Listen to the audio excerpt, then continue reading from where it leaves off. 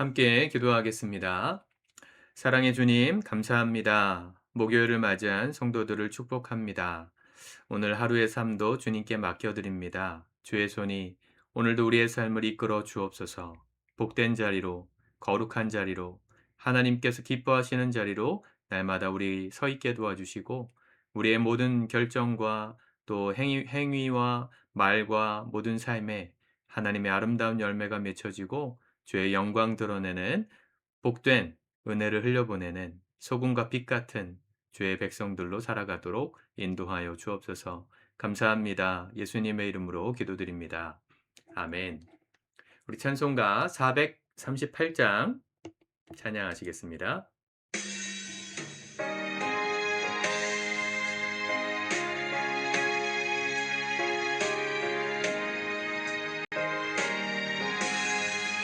내 영혼이 은총 입어 중한 죄짐 벗고 보니 슬픔 많은 이 세상도 천국으로 가도다.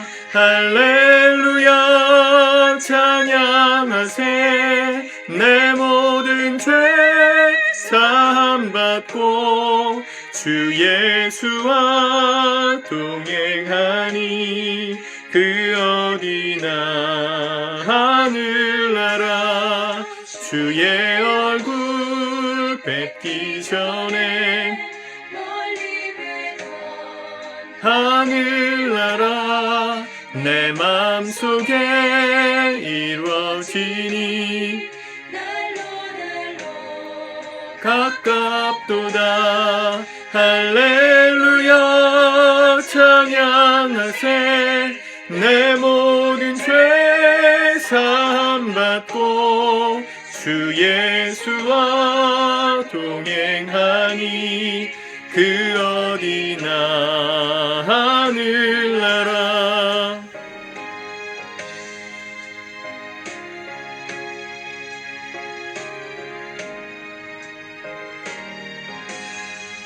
높은 산이 거친 들이 조막이나 궁궐이나 내 주 예수 모신 곳이 그 어디나 하늘나라. 할렐루야 찬양하세.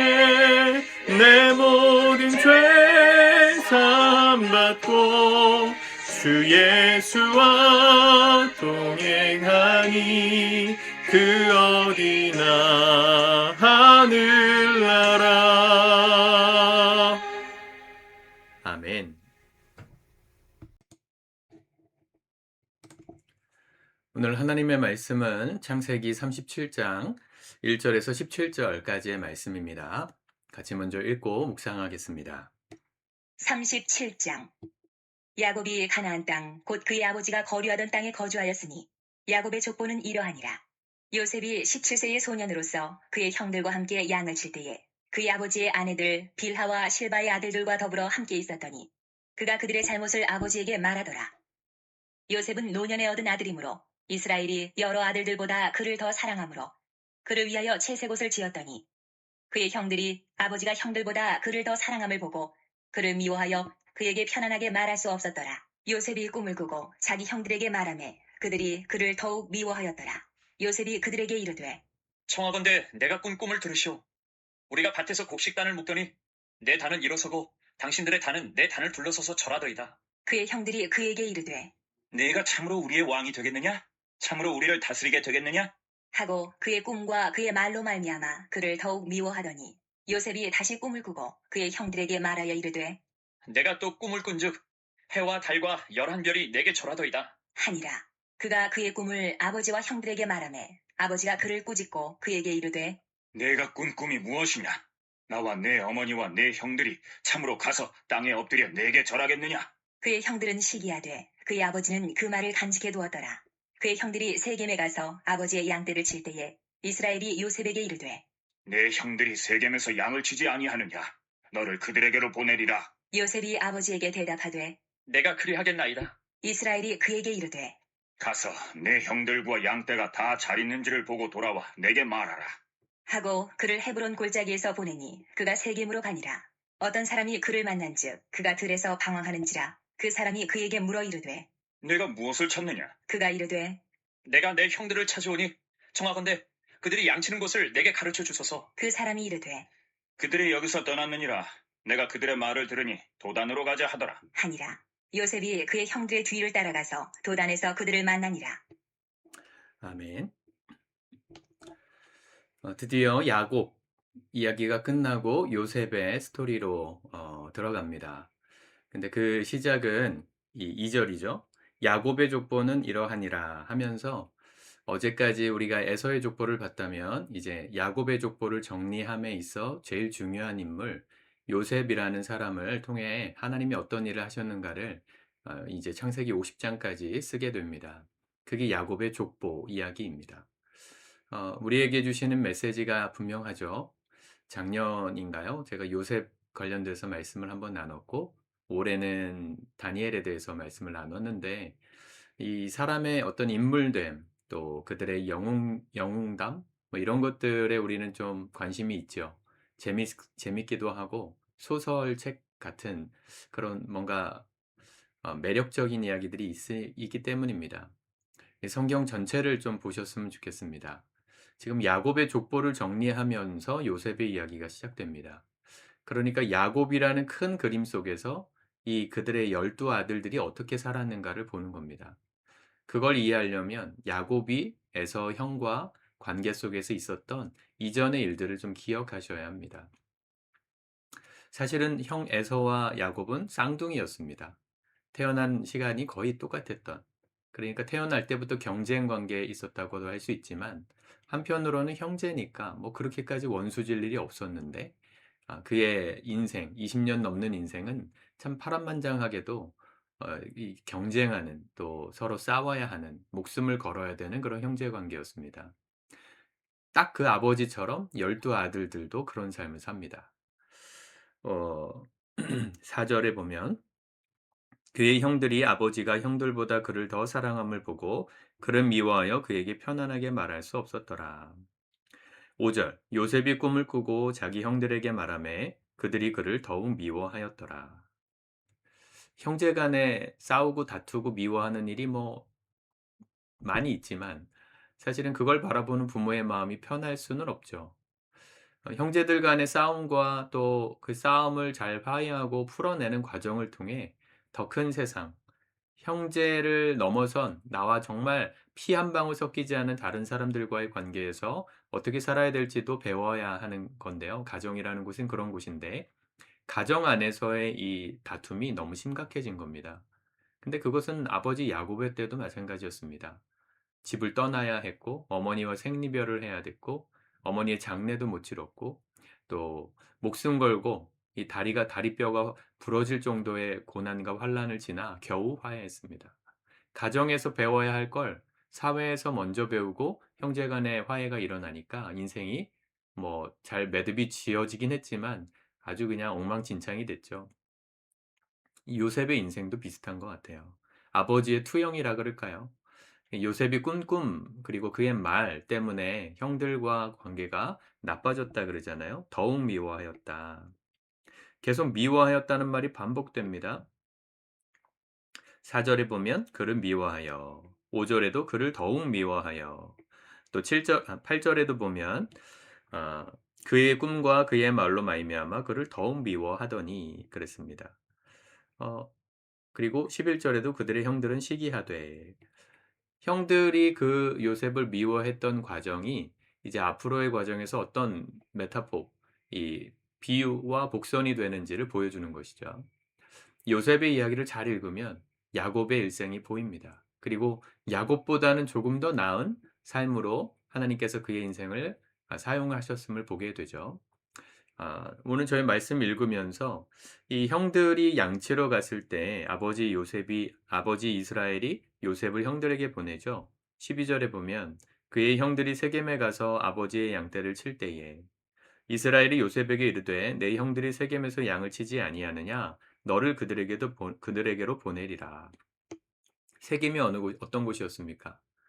딸 디나가 세겜 사람들에게 강간당했다가 그 형들, 예, 형들이라면 이제 야곱의 자녀들이죠.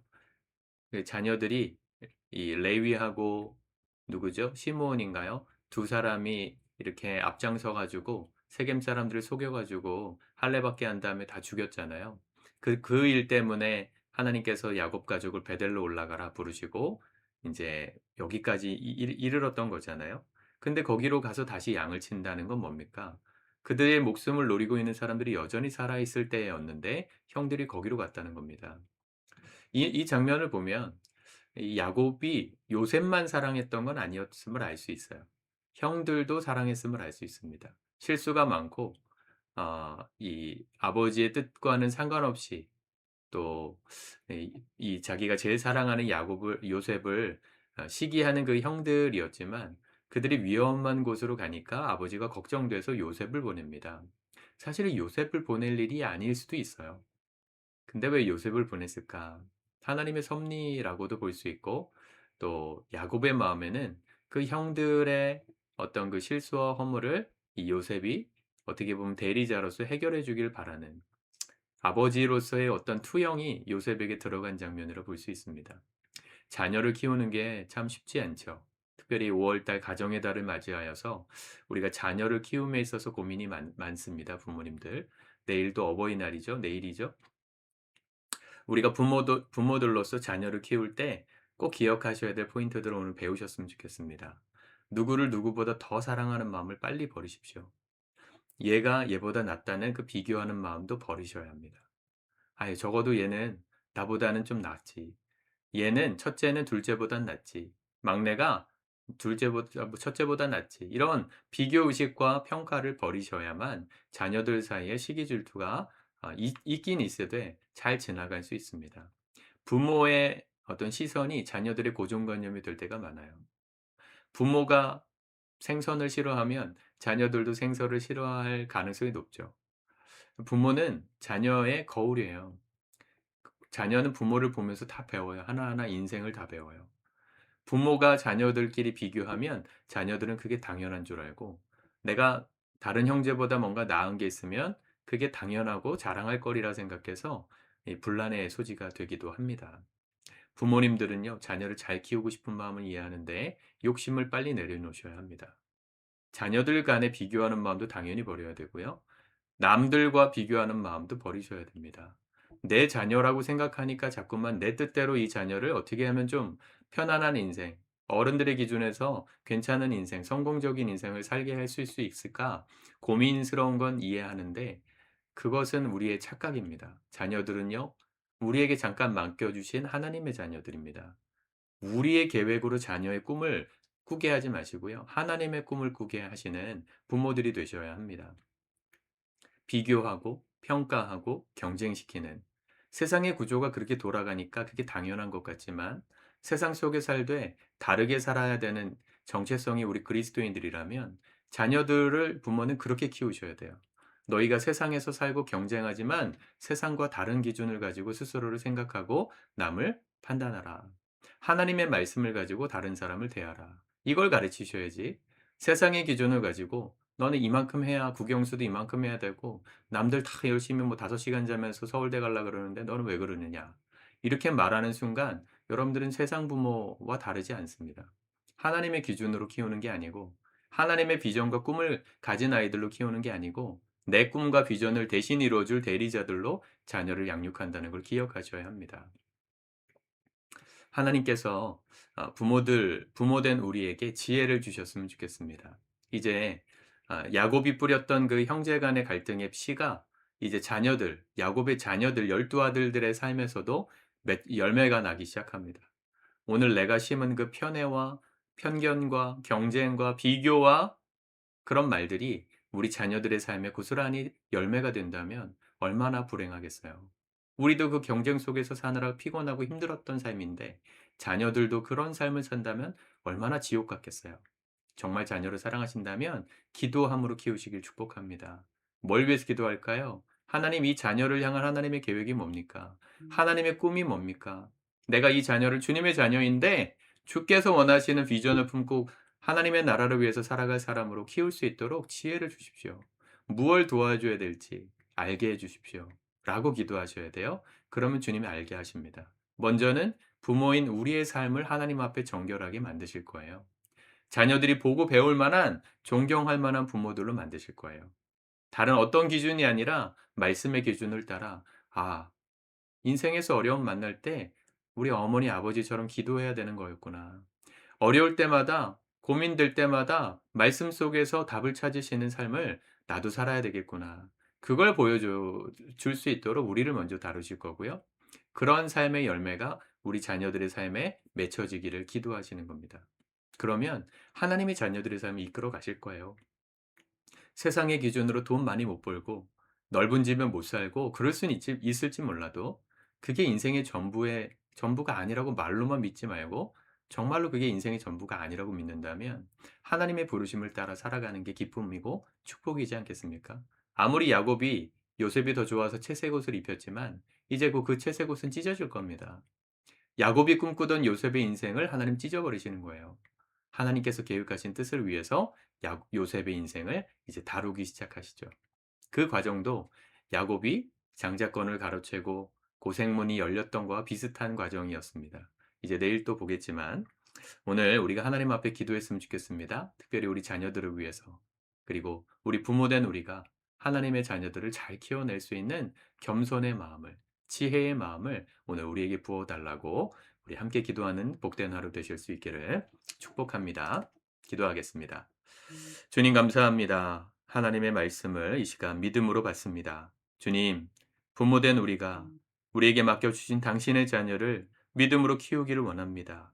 정말 하나님의 뜻을 따라 하나님의 비전을 품고 주님의 꿈을 꾸며 주의 영광 위에 살아가는 자녀들로 세우고 싶습니다. 우리 안에 있는 비교의식, 경쟁의식, 남들과 하나님 세상의 기준을 따라서 우리 자녀를 키우고자 하는 모든 마음들 다 십자가에 못 박게 도와주셔서 주님이 이 아이를 통해 하실 일들을 발견하게 도와주시고 깨닫게 도와주시고 그런 하나님의 사람으로 자라가기 위한 영적인 자양분을 부모인 우리가 먼저 보여주고 나눠주며 살 수 있도록 우리의 삶도 동시에 다루시는 주의 영광을 보여주옵소서.